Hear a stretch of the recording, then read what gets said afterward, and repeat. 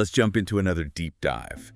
We got a bunch of requests to really dissect some advanced verbs. Yeah, these are some good ones. Some really meaty words. So we're not just going to define them, but give you some, I don't know. Some colors, some examples. Yeah, exactly. Some practical examples of how to use them. Make them come alive. Make them come alive. Yeah. Yeah, so you can use them effectively in your everyday life. Exactly. So let's kick things off with admonish. I feel like this one is, well, it's kind of like telling someone off, but it's a little bit more nuanced than that. Yeah, I think it implies a sense of authority, like a warning. Right. With some weight behind it, like I'm disappointed in your actions. Yeah. And expect better. Yeah, like maybe a mentor giving you some tough love, or a judge, laying down the law. Yeah. It's serious, but not necessarily like an all-out scolding. Right, it's like a firm but fair reprimand. Yeah. Meant to guide someone back on the right track. Back on track. Yeah. Okay, so speaking of right and wrong, let's move on to exacerbate. This one definitely takes things in a negative direction. Oh, yeah. It's all about making a bad situation worse. Yes, adding fuel to the fire. It intensifies an already negative situation. Yeah. So imagine like a political debate where one candidate's comments just inflame tensions even further. Oh, yeah. And that just exacerbates the divide between the two sides. Ooh, I can already see the headlines. Candidates' remarks exacerbate political divide. There you go. Okay, so we've seen verbs that warn, worsen, and now let's talk about one that spreads, disseminate. This one's all about sharing information. Yes, but on a larger scale. Right. Like widespread distribution. Right. So think about like a news organization breaking a major story. Okay. And it just spreads rapidly across social media and news outlets worldwide. So it's more than just sharing gossip at the water cooler. It's about reaching a broad audience. Yes. With impactful information. Okay.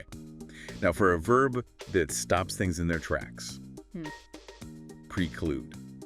This one means to prevent something from happening. Yes. But it feels more official somehow. Yeah, you're picking up on that nuance. It's like closing a door on a possibility. Got it. Like it's final. You can imagine like a company policy that specifically precludes employees from using personal devices during work hours. Oh, that's a good one. So it's not just a suggestion. It's a hard and fast rule. Exactly. Okay.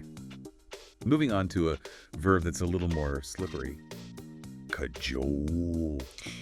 This one brings to mind someone trying to sweet-talk their way into getting what they want. Yeah. Like that kind of persuasion through flattery. Flattery or gentle urging. Yeah, I always think of it as, you're trying to convince your friend to do something they're a little hesitant to do. Right, yeah. But you're emphasizing how much fun it'll be. Oh, so I'm trying to cajole my friend into going on a spontaneous road trip. Exactly. Even though they're like, I don't know.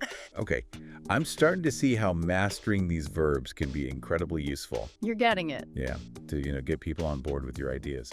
Okay, let's shift gears a little bit and talk about permeate.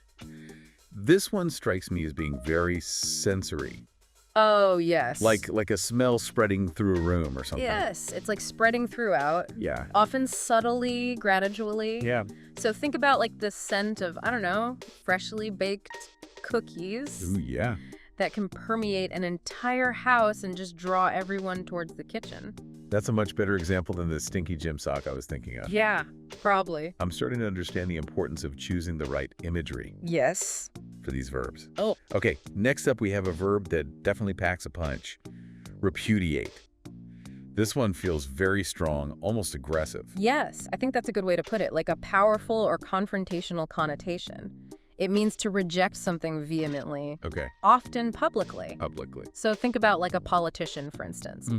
Publicly repudiating the claims of a rival, denying any wrongdoing. Gotcha, attacking their credibility. So it's not just saying no, it's like, heck no. Exactly. With an exclamation point. Yeah. Got it. Okay. Speaking of strong reactions, how about we talk about a verb that's a little closer to home? Procrastinate. Oh, yeah. This one we're all familiar with. Maybe a little too familiar with. The art of delaying tasks. Yes. We all do it. It's like my superpower. Except instead of saving the world, right, I'm just saving that pile of laundry. Right. For another day. All right, let's move on to a verb that maybe actually could be considered a superpower, bolster. Okay. This one seems like it's all about strengthening. Yeah, support. Yeah. Reinforcement. Imagine a country bolstering its defenses in response to a potential threat. So it's like adding extra layers of protection. Yeah. making something more resilient. Now, how about abrogate? This one always sounds so formal. Yeah, it does have that kind of official legalistic feel. Yeah. It means to abolish or annul something, Okay. often a law or agreement. So imagine, like a government deciding to abrogate an outdated treaty Gotcha. that's no longer relevant in the current political landscape. So it's like hitting the delete button Exactly. on an agreement. Yeah. Okay, so this next one, condones. That always kind of throws me for a loop. It's not quite approval, Yeah. but it's not outright disapproval either. You've hit the nail on the head. It implies a reluctant acceptance, Okay. perhaps tolerating something you don't fully agree with. Gotcha. So you could think of it as like a parent who doesn't condone their teenager's risky behavior, Right. but understands that they're going through a rebellious phase. So it's that awkward middle ground Yeah, between yes and no. exactly. Got it. Okay, let's talk about mitigate. I always think of this one as making something less severe, like damage control. Yes, you're absolutely right. Yeah. It's about reducing the impact or severity of something negative, like trying to lessen the blow. So, for example, after a natural disaster, relief organizations work to mitigate the suffering of those affected. So it's like trying to soften the edges Exactly. of a difficult situation. Okay. Now we're getting into some really intriguing verbs. Okay. Obfuscate always makes me picture someone intentionally making something confusing, Ah, yeah. like muddying the waters. Yeah, obscuring the meaning, often through deliberately complex language, Right. misleading information. So imagine a company trying to obfuscate their, questionable environmental practices Oh, yeah. by using vague language and hiding behind all this jargon. So it's like a verbal smokescreen. Exactly. Like, that's a good one. That's a powerful tool, and it's important to be able to recognize it. Yes. Speaking of powerful tools, let's move on to assuage. I remember this one as meaning to soothe Yes. or relieve something unpleasant. Like calming or alleviating something negative, often an emotion or a feeling. So you could think of it like a doctor assuaging a patient's fears by explaining a procedure Yeah. in a very clear and reassuring way. So it's like bringing comfort Exactly. to a situation. Yeah. Okay, that leads nicely into undermine, which seems like it's opposite. It's all about weakening something gradually. You got it. Eroding the foundation of something, Yeah. often subtly over time. Oh, okay. So you could imagine like a persistent rumor Right. that slowly undermines an individual's reputation. Oh, yeah. Chipping away at their credibility bit by bit. So it's not a sudden attack, but it's like a gradual erosion Exactly. of trust or stability. Oh, Okay. Moving on to a more positive verb, extol. okay. This one always sounds so grand and celebratory. It does have that feel. To praise enthusiastically. Okay. Highlighting someone or something's virtues. Imagine a teacher extolling the virtues of hard work Right. and dedication to their students, inspiring them to strive for excellence. So it's more than just a casual compliment. Yeah. Genuine admiration, Right. appreciation. Okay. Now, how about placate? This one feels like it has a very specific purpose, almost like a strategic move. You're right. It does imply a goal to appease someone. Okay. Often someone who is angry or upset. Got it. So imagine like a customer service rep Okay. Yeah. trying to placate a frustrated customer by offering them a refund or a discount. So it's like smoothing things over. Exactly. Got it. All right. Let's move on to proliferate. This one always makes me think of rapid growth, Oh, yeah. like vines Yes. spreading uncontrollably across a wall. Exactly. To increase rapidly in number Yeah. or extent. So imagine a new technology that quickly proliferates across the market, becoming widely adopted in a short amount of time. Oh, okay. So it's like a sudden explosion of growth. Yeah. Okay.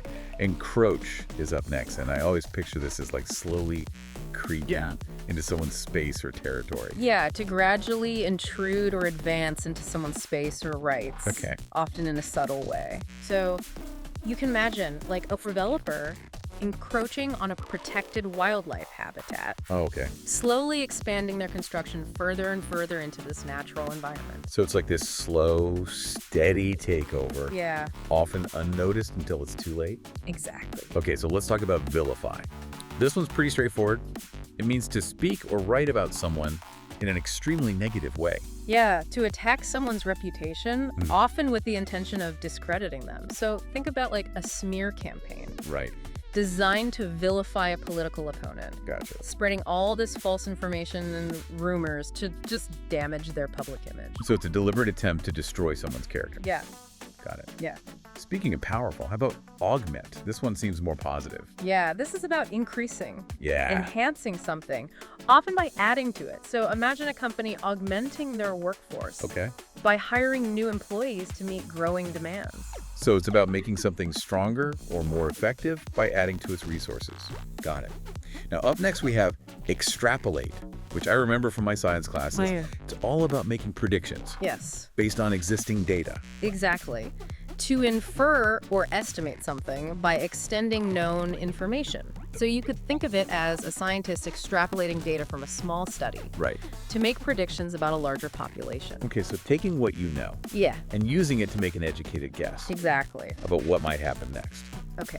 Eschew is a word that I can never quite remember. Yeah, this one means to deliberately avoid or abstain from something, often based on moral or practical reasons. Okay. So you could imagine a health-conscious individual eschewing processed foods Right. in favor of whole, natural ingredients, making a choice to avoid something they deem unhealthy. So it's a deliberate act of rejection. Yes. Got it. All right. On to eradicate, which I think means to completely eliminate something. Yeah, complete removal or destruction. So imagine a global effort to eradicate a deadly disease. Right. Working tirelessly to eliminate it from the face of the earth. So it's not just about reducing the problem, it's about eliminating it Exactly. entirely. Okay. Okay, now disparage seems like it's the opposite of extol. It's about putting something down. You got it. To belittle or speak negatively about someone or something, often unfairly. So imagine a critic disparaging a young artist's work, Oh, yeah. using really harsh language Right.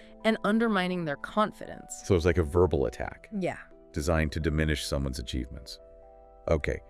Speaking of words that can be used to diminish or uplift, how about peruse? I love using this one when I'm talking about browsing books Okay, yeah. or leisurely reading. Yeah, it implies a careful and leisurely examination, often suggesting a sense of enjoyment or exploration.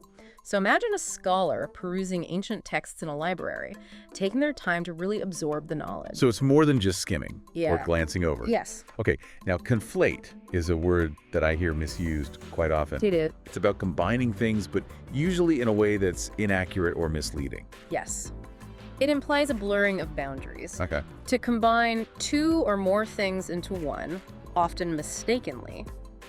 So you could think about like someone conflating correlation with causation, Yeah. Well, assuming that just because two events happened close together, right. one must have caused the other, Yeah. even though there's no real evidence. So it's like mixing apples and oranges Exactly. and calling it a fruit salad. Exactly. Okay. To expound, it seems like a more straightforward verb. It's about explaining something in detail. Yes, to explain or discuss something thoroughly, providing a comprehensive explanation.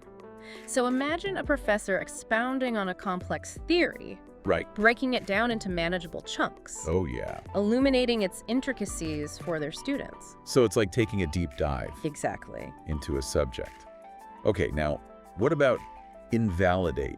This one seems like it's about proving something wrong, Yeah. like debunking a myth or exposing a lie. You got it. To make something invalid or no longer legally or factually sound.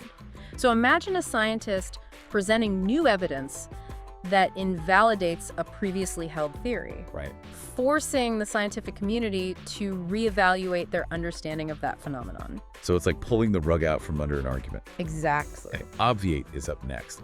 And this one's always tricky for me. Yeah, it means to remove a need or difficulty, often by providing a simpler solution. So imagine a new technology that obviates the need for this lengthy, complicated process, Okay. streamlining things, Right. and making it more user-friendly. So it's like finding a shortcut Exactly. or workaround. Yeah. Okay, now stymie sounds like hitting a roadblock. It does, yeah. To hinder or obstruct progress, Okay. often causing frustration or delay. So imagine a bureaucratic process that stymies an individual's attempts to start their own business, Oh, yeah. creating all these unnecessary hurdles. So it's like getting stuck in quicksand. Exactly. Every effort to move forward just makes things worse. Yes. All right. Let's move on to beseech, which makes me think of someone pleading Yeah. for help or mercy. To beg or plead earnestly, often conveying a sense of urgency or desperation. Imagine, like a group of citizens beseeching their government Okay. to take action on an important issue. So it's like a heartfelt plea. Yeah. Okay. Now, expedite seems like a more positive verb, like speeding things up Yes. or getting them back on track. To accelerate a process. Make something happen more quickly. Okay. So imagine a company expediting the delivery of an important shipment to meet a tight deadline. So it's like putting things on the fast track. Exactly. On to exonerate, which I was associate with clearing someone's name. You're right on the mark. Yeah. To clear someone from blame, Okay. often based on new evidence or a thorough investigation. So imagine a suspect being exonerated of a crime after DNA evidence proves their innocence. So it's like this powerful act of vindication. Yes, restoring their freedom, their reputation. Okay. Now, let's talk about divulge. This one always sounds a bit secretive. It does, yeah. To reveal private or confidential information, Okay. often selectively. So you can imagine like a whistleblower divulging sensitive information about a company's illegal activities. So it's about sharing information that was previously concealed. Yes. Got it. Implicate. It seems like it's about connecting someone to something. Yes. Often something negative. Yeah, to show or suggest that someone's involved in something wrong or illegal. Right. So think of a witness's testimony Okay. that implicates a suspect in a crime, connecting them to the scene. So it's like drawing a line Exactly. between someone and an action. Yes. Okay.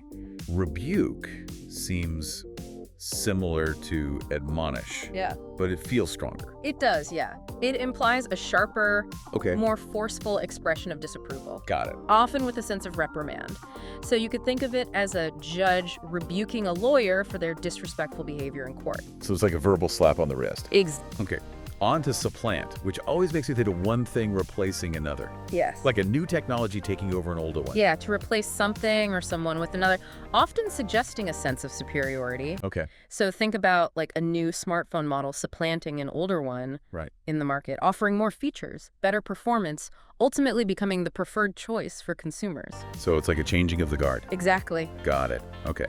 Illicit is up next. I always think of this as trying to draw something out of someone, Yes.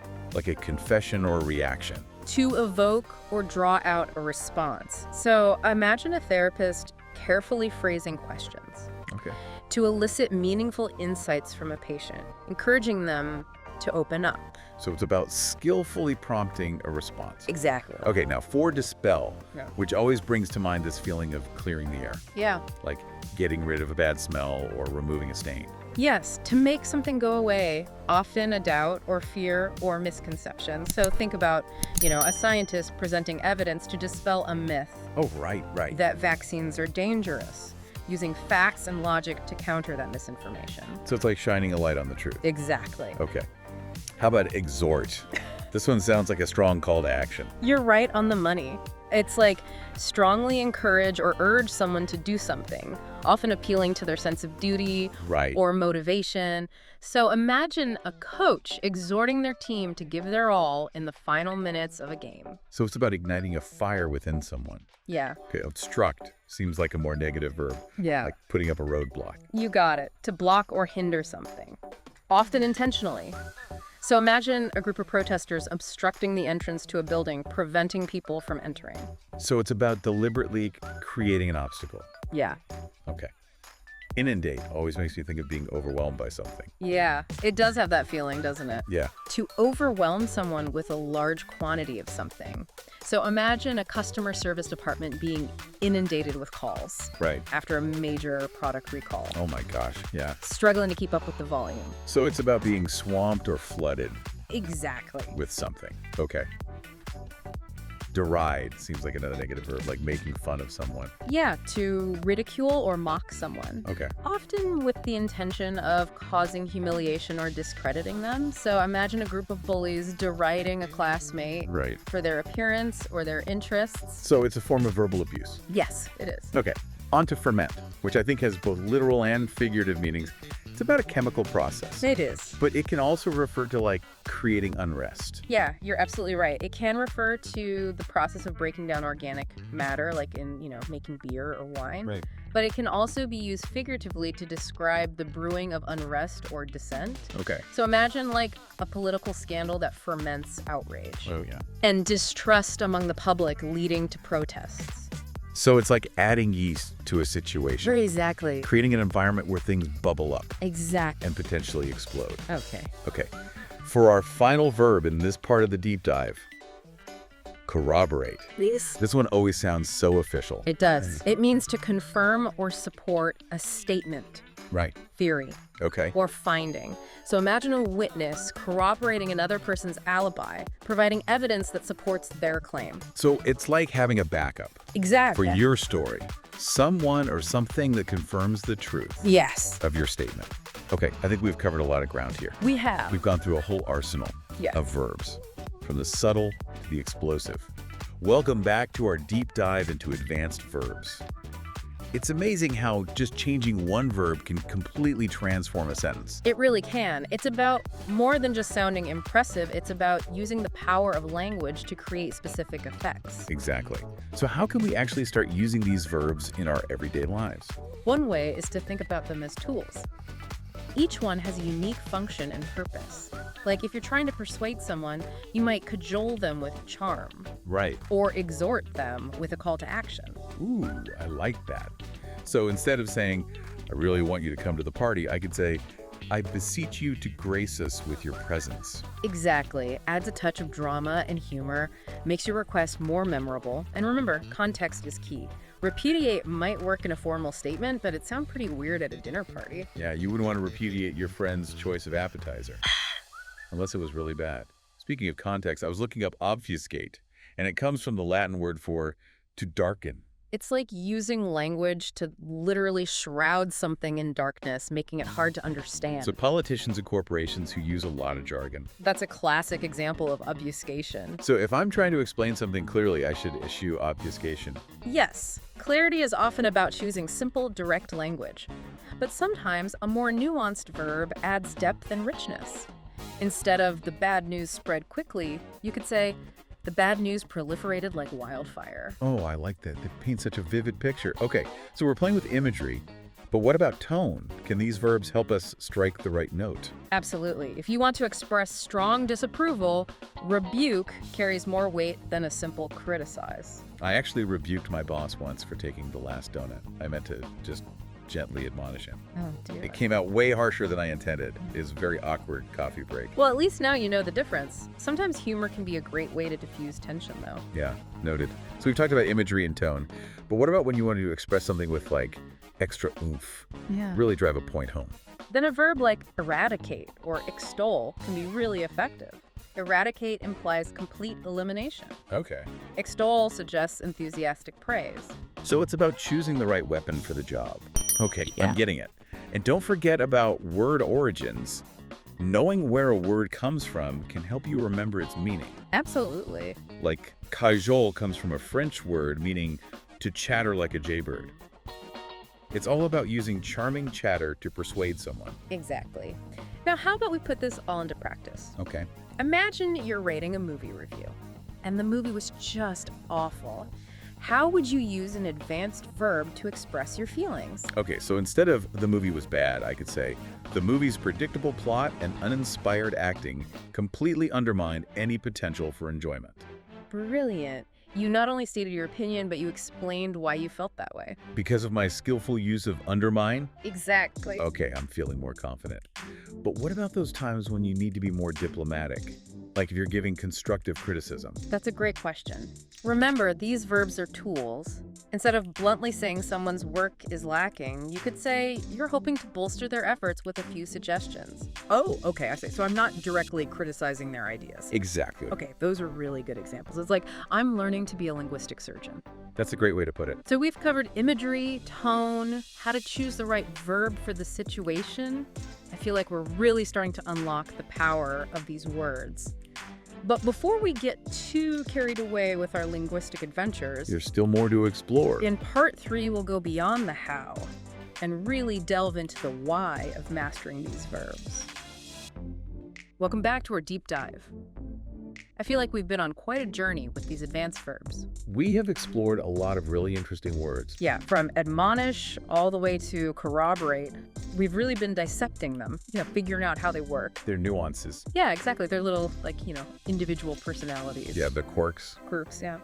But now I think it's time to kind of shift gears a little bit and talk about the why. Yeah, the bigger picture. Right, why does mastering these verbs actually matter? How can it, make a difference in our lives? Well, I think it goes beyond just sounding smart or sophisticated. Okay. It's about recognizing that language is the tool we use to build relationships, share ideas, to navigate the world. Right, yeah. And the more precise and powerful our language is, the more effectively we can communicate. So it's about really connecting with people. Yes, absolutely. On a deeper level. Deeper level, yeah. Okay, so I can see how that would be, valuable in our personal lives. Yeah. But what about professionally? How can mastering these verbs give us an edge, in the workplace?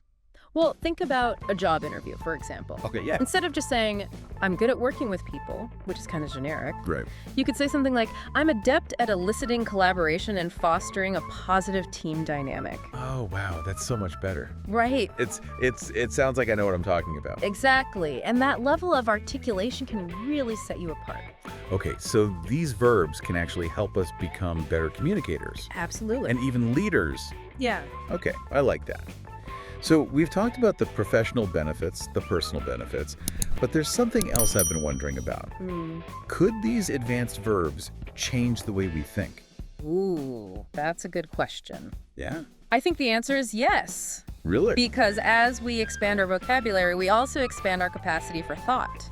Okay. You start to see the world in new ways. Oh, wow. Make connections you might have missed before, and approach problems from different angles. So it's like we're giving our brains a workout Yeah, by learning these new words. absolutely. It's like learning a new language. Yeah. It opens up a whole new world, not just in terms of communication, but also in terms of how we perceive and interact with the world around us. That's amazing. I never thought about it like that. It's pretty cool, right? It is. So mastering these verbs is about so much more than just, sounding smart Yeah. or, impressing people at parties. Right. It's about unlocking our potential Exactly. as communicators. And as thinkers, as human beings. Right, yeah. It's powerful stuff. Well, this has been an incredible journey. It has. We started with a list of verbs and we ended up talking about the meaning of life. The power of language. Yeah, exactly. It's amazing how these words can take us to such unexpected places. But as we wrap up this deep dive, I want to leave our listeners with one final thought. Okay. Don't let these verbs just sit on a shelf, gathering dust. Right.